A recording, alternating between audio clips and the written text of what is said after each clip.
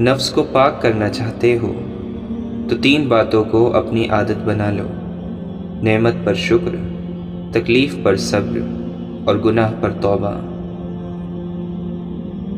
اشفاق احمد فرماتے ہیں، یہ ٹھیک ہے کہ تم ایک گلاب نہیں بن سکتے، مگر اس کا یہ مطلب نہیں کہ تم کانٹا بن جاؤ۔ یہاں ایک راز کی بات ہے، اور وہ میں تمہیں بتا ہی دیتا ہوں کہ جو شخص کانٹا نہیں بنتا وہ بالآخر گلاب بن جاتا ہے۔ انسان پر کئی طرح کا بوجھ ہوتا ہے۔ ہمارے اوپر سب سے بڑا بوجھ تکبر کا ہوتا ہے، اور ہم یہ جانے بغیر کہ خدا کے نزدیک کون بڑا ہے اور کون گھٹیا، فیصلے خود ہی کرتے رہتے ہیں۔ اپنے دکھ اور کوتاہیاں دور کرنے کے لیے آسان طریقہ یہ ہے کہ ہم تسلیم کرنے والوں میں شامل ہو جائیں۔ درخت کا خزاں رسیدہ پتا جب پاؤں کے نیچے آتا ہے تو وہ چڑچڑاتا ہے۔ یاد رکھو، وہ کہتا ہے کہ ایک دن یہ خزاں تم پر بھی آئے گی۔ اگر کوئی آپ کے بغیر خوش ہے تو پھر اس کو خوش ہی رہنے دو۔ آپ کی جیب میں پورا قرآن ہونے سے بہتر ہے کہ چاہے قرآن کی ایک ہی آیت ہو لیکن وہ آیت آپ کے عمل میں ہو۔ 25 سال کی عمر تک ہمیں کوئی پرواہ نہیں ہوتی کہ لوگ کیا سوچیں گے۔ 50 سال کی عمر تک اسی ڈر میں جیتے ہیں کہ لوگ کیا سوچیں گے، اور 50 سالوں کے بعد پتہ چلتا ہے کہ ہمارے بارے میں تو کوئی سوچ ہی نہیں رہا تھا۔ تنہائی کا زہر بہت جان لیوا ہوتا ہے۔ عام انسان یہ زہر نہیں سہ سکتا، اور جو یہ زہر سہ جائے وہ انسان عام نہیں ہوتا۔ کوئی مرنے لگے تو ہم سورہ یاسین لے کر اس کے سرہانے بیٹھ جاتے ہیں تاکہ اس کی روح آسانی سے نکل جائے۔ ہم نے قرآن کریم سے صرف مرنا ہی سیکھا ہے، کاش اس سے جینا بھی سیکھ لیتے۔ بوجھ میں اگر محبت نہ ہو تو وہ بے شک ایک تنکے کا ہی ہو، برداشت نہیں ہوتا۔ ابن انشا فرماتے ہیں، ہمارے زمانے میں تعلیم عام نہ تھی تو لوگ سچ بولتے تھے اور پورا تولتے تھے۔ غربت خیرات سے نہیں، انصاف سے ختم ہوتی ہے۔ محمد علی فرماتے ہیں، کھانے میں کوئی زہر گھول دے تو اس کا علاج ہے، مگر کان میں کوئی زہر گھول دے تو اس کا علاج نہیں۔ ابن رشد فرماتے ہیں، جس معاشرے میں ایک طبقے نے مذہب کو کاروبار بنا کر کمائی کی، تشدد کو اس معاشرے میں خوب فروغ حاصل ہوگا۔ ایک بے نمازی جب خدا سے مل جاتا ہے تو خدا اس کی دوسری خوبیوں پر کوئی توجہ نہیں دیتا۔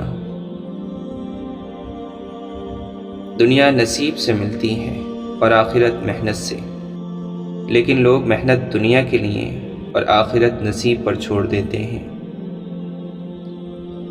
اس بندے میں کوئی اچھائی نہیں جس کو تعلیم حاصل کرنے کا کوئی شوق نہیں۔ کسی انسان کی سوچ پڑھنی ہو تو اس سے مشورہ کر لیں، اس کے مشورے سے اس کا انصاف، نیکی، بدی اور علم سب جان لیں گے۔ حرام چیزوں اور حرام کاموں سے ہمیشہ بچتے رہو، تمہاری دعائیں قبول ہونا شروع ہو جائیں گی۔ جب تمہارا معصوم دل ٹوٹ جائے تو سمجھ لو کہ آپ اپنے حقیقی محبوب کو پا لینے کی طرف بڑھ رہے ہو۔ آپ بہت دور چلے جاؤ گے، اور جب واپس لوٹو گے تو گھر میں اسے پالو گے۔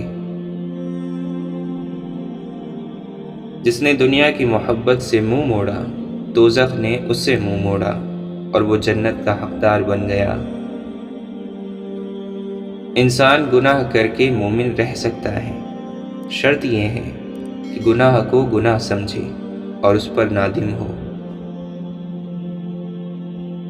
اصل ایمان یہ ہے کہ جب انسان کے دل میں بے حیائی کا خیال آئے تو اللہ تعالیٰ سے حیا کرے اور اس سے شرمائے۔ دو چیزوں کی عادت بنائیں، مدد کرنا یا کم از کم کسی کا نقصان نہ کرنا۔ اس شخص سے ڈرو جو خدا سے نہیں ڈرتا۔ جس طرح بڑی بڑی سچائیاں نہایت سادی ہوتی ہیں، اسی طرح بڑے بڑے آدمی بھی نہایت سادہ ہوتے ہیں۔ ہر بندے کو صرف اپنے لیے نہیں بلکہ دوسروں کی مدد کے لیے پیدا کیا گیا ہے۔ ابن العربی فرماتے ہیں، ہماری مشکلیں اور راستے اس وقت آسان ہوتے ہیں جب ہم پوری طرح اللہ پر بھروسہ اور یقین کرتے ہیں۔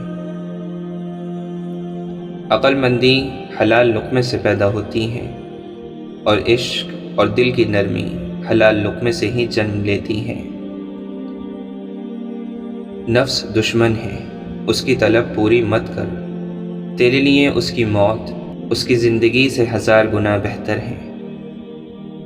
مولانا رومی فرماتے ہیں، جس طرح نیند میں قیدی قید خانے سے بے خبر ہوتے ہیں اور بادشاہ سلطنت سے بے خبر ہوتے ہیں، نہ کسی کو فائدے اور نہ نقصان کا غم اور فکر، نہ اس فلانے اور اس فلانے کا خیال۔ خدا کو پہچاننے والوں کی یہ حالت بغیر نیند کے بھی ہوتی ہے۔ میں نے یہ کیا، میں نے وہ کیا، میں کی تکرار کرنے والا شخص کبھی سکون نہیں پا سکتا۔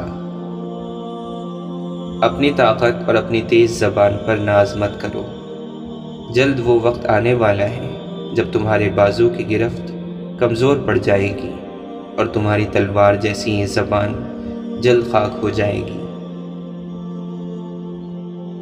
اللہ کا نام سمیع ہے، وہ سب کچھ سنتا ہے، تو اس کا تقاضا ہے کہ انسان اپنی زبان سے کوئی بری بات نہ نکالے اور یہ سمجھے کہ جو کچھ وہ کہتا ہے اللہ تعالیٰ اس کو سنتا ہے۔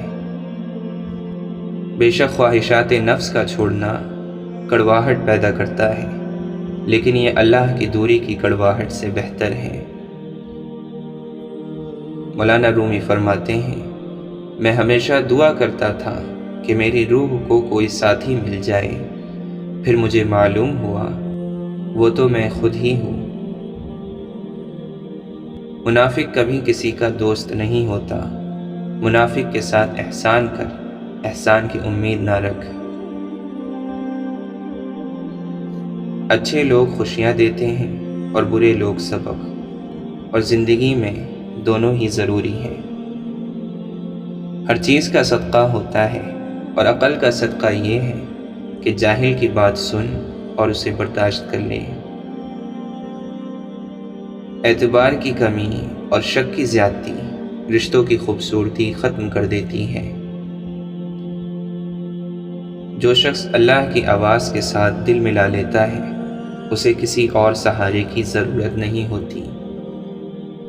ساری حماقتیں کر لینا مگر ایک حماقت نہ کرنا، اللہ کی رحمت سے کبھی مایوس نہ ہونا۔ منافق جب کسی کو گرانا چاہتا ہے تو اس کو دھکا نہیں، سہارا دیتا ہے۔ ہمارے اپنے گریبان میں سانپ اور بچھو لٹک رہے ہوتے ہیں اور ہمیں دوسروں کی مکھیاں اڑانے کی فکر لاحق ہوتی ہے۔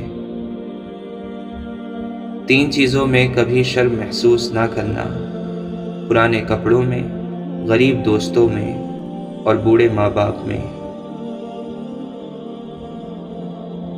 پیسے کمائیں یا نہ کمائیں، دعائیں ضرور کمائیں، اس سے جھوپڑی میں بھی محل والا سکون ملے گا۔ اللہ کے نبی صلی اللہ علیہ وسلم نے فرمایا، خیرات کو مت روکو ورنہ تمہارا رزق بھی روک دیا جائے گا۔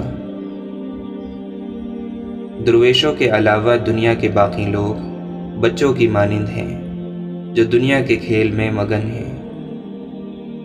مولانا رومی فرماتے ہیں، میں نے خدا سے کہا میں تجھے جاننے سے پہلے نہیں مرنا چاہتا۔